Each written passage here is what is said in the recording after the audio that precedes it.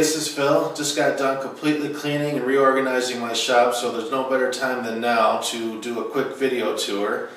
I'm working out of 720 square feet here, and I have about 1,500 square feet worth of tools jammed in here, so there should be a lot of good pointers for you small shop owners trying to figure out how to maximize your space. So here we go. So starting along this wall, we have a couple tables here that flip up, and these things are just excellent use of space for a small shop. They have folding table legs underneath, and you just pull them up like that, and then the legs flip down,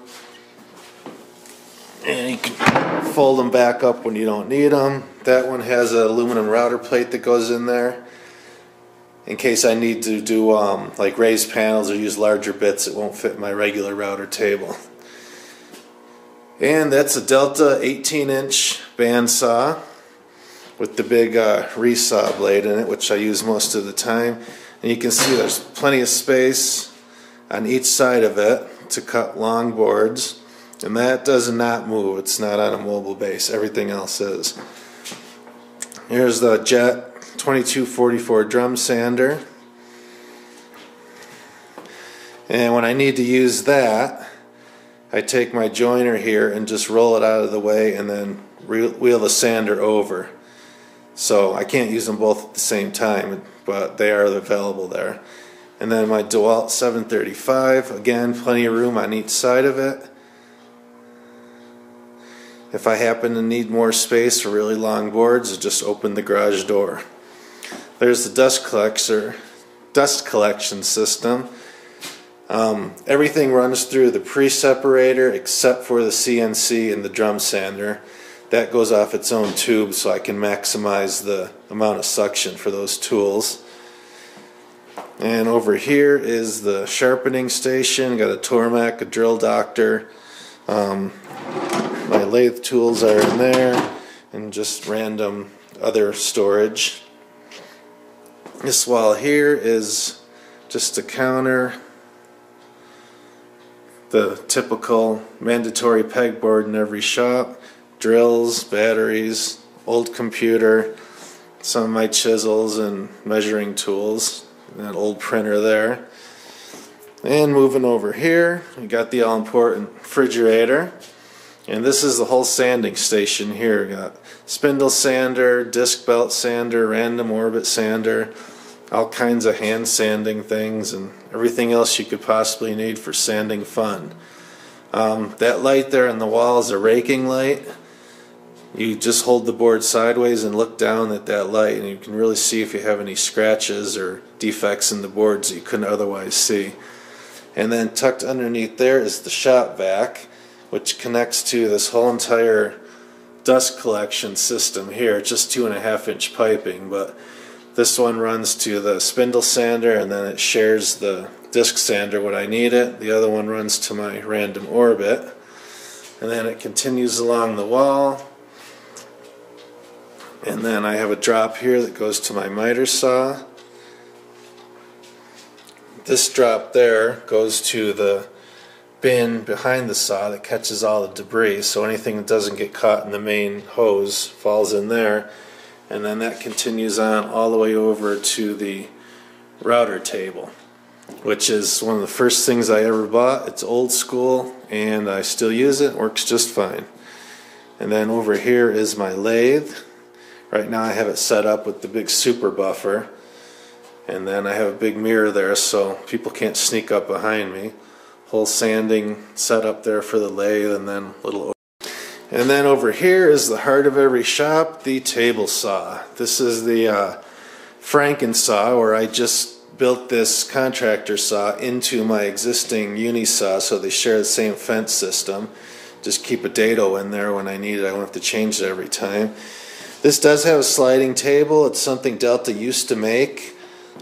Smaller version that only cross-cuts 36-inch, but the advantage is it doesn't have a post that comes down to the floor, so I can take my outfeed table, flip that down, and then pop up the mobile base, and the whole entire table saw can just wheel around the shop if I need to move it. And then this is the CNC over here. This is the new toy. Right now it's set up to do 48 inches square.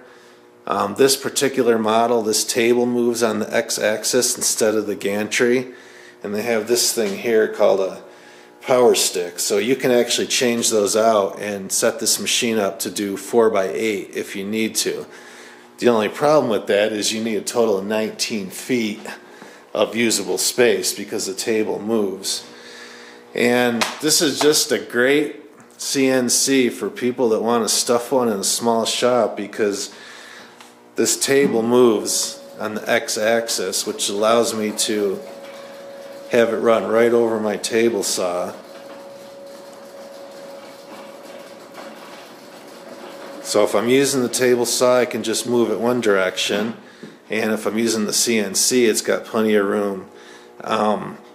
No way I could have put a CNC in this shop if they didn't have this design. It would just take up way too much space. Okay, heading back over here, we got my biggest regret, 6-inch joiner. I highly recommend anyone get an 8-inch if you possibly can. Makes a big difference. And then that's my little table, outfeed table, that when I added that contractor saw onto my table saw, the table won't go in all the way because of the motor, so that's kind of a little fix for now, but I'll have to put a bigger top on that. And then DeWalt 735 planer. You know, except for the cheap knives that come with it, I love the thing. It does a great job. It's been running forever, and I've only had to repair one little part, so it's actually a pretty decent small shop. The miter saw station is this whole entire length of this wall. Gives me a ton of room to cross-cut boards, and then I have the whole entire thing lined with T-track, and these stops, you can just loosen it up, slide it, tighten it back up, and then you can just make repetitive cuts all day. Used to have tape measure on there, those stick-on ones, but they only stick on for about a week. Little Delta mortising machine and an old Milwaukee drill press. So all these tools over here, everything plugs into this power strip, including the router. Way over there, it runs with an extension cord, but essentially they all go to here, and then that plugs into this automated tool switch, which plugs into the shop vac. So anytime you turn any of these tools on, it automatically turns the shop vac on, which is a really nice system. And then for my sander, I use a foot switch. So you just hit the foot switch.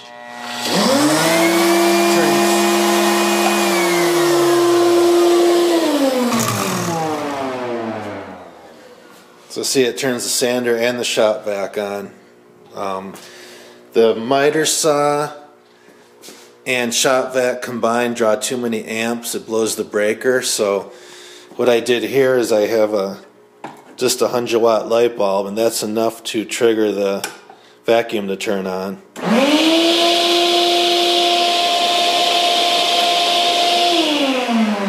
So that was my fix for that. And then over here is the clean room, the finishing room. That's a big spray booth filter that's built into the door. And then this is a whole entire separate room for doing all my finishing. I have lights on the walls going different directions. I have lots of light in the ceiling. There's another one over here. And that gives me lots of different views, and if there's any defects in the finish, it really stands out. The mandatory bucket of water that we've talked about, and garbage can, fire extinguisher. There's a window that goes through my main shop. This room is separately controlled. I got a baseboard heater there. That's why I'll never spray solvent-based finishes in here. But it does have its own heat. Got a gauge here for temperature and humidity inside and outside of the shop. And then there's the big exhaust fan. So when that thing gets cranked up, it pulls a lot of air through that door filter, and you can really feel the air moving by you.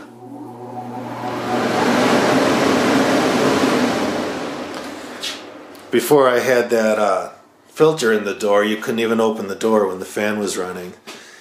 That's a Fuji spray system that I'm borrowing right now from a friend, starting out doing some water-based finishes. Definitely going to buy my own here probably in the next month or so. A couple more of those flip-up tables I have in the main shop. If I'm doing small things, I can just use those. If I'm doing big things, I flip right down. And then this is just all the different finishes and everything else that I have there. So yeah, boy, anyone that can put a finishing room in their shop, figure out a way to do it. It just makes such a huge difference to come in here and it's always clean, dust-free, independently heated, great ventilation. You know, it's not a spray booth by any means, but for water-based finishes, it's going to work just fine. Just need to get some overspray filters to put behind there to pick up most of the overspray so it doesn't shoot out the fan onto my truck. Moving on. And then just other random things is, you know, maximize all your space under every single counter. I just have bins and storage, and there's all kinds of stuff under there. There's my scrap bin for the cutoffs on the miter saw. More storage under there. And then over here, there's also a bunch more storage, and compressor, and cabinet used to be right where that contractor saw is, but I had to move it, and this just has my saw blade storage and other random things, table inserts and push blocks. And I almost forgot the clamps. Not that many compared to some of you other guys watching this, but it's enough. You know, sometimes I have to do things in multiple batches, but works out good for me. Now, recently I just leased part of this building next door for overflow. There's the adjuster right there, just in case things need to be adjusted.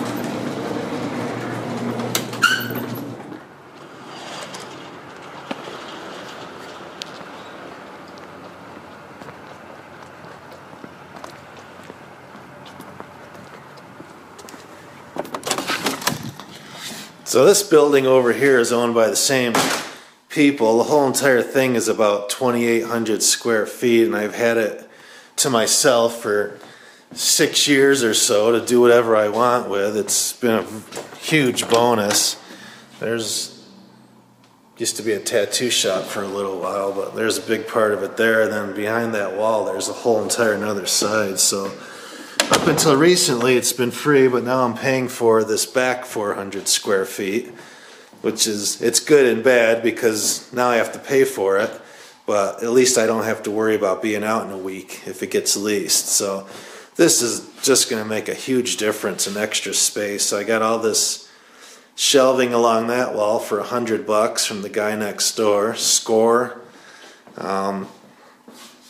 And that's my old clamp rack that I'm going to give away.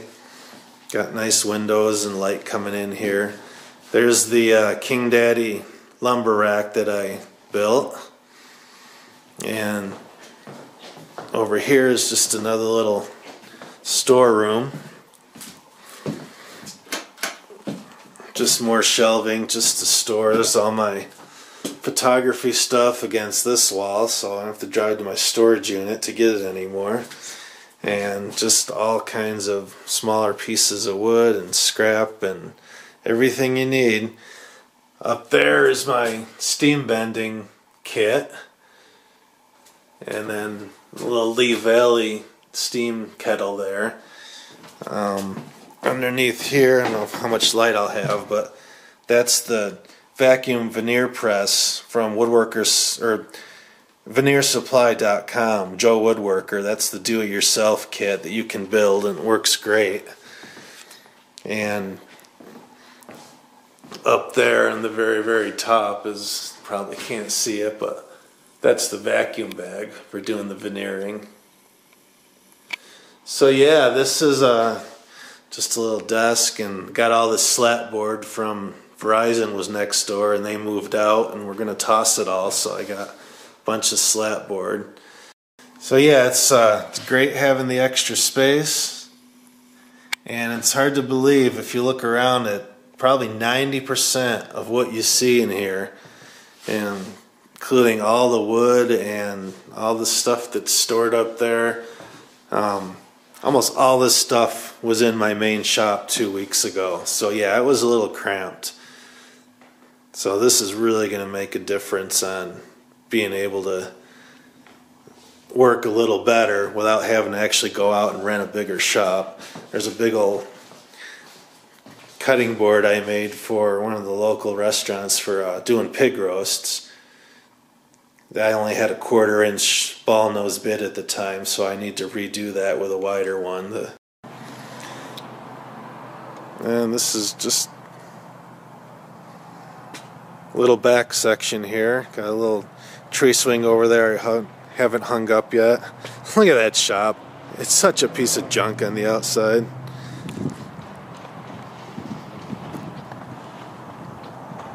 And then this over here is my garden area. And a rain collector water jug. Back into the main shop.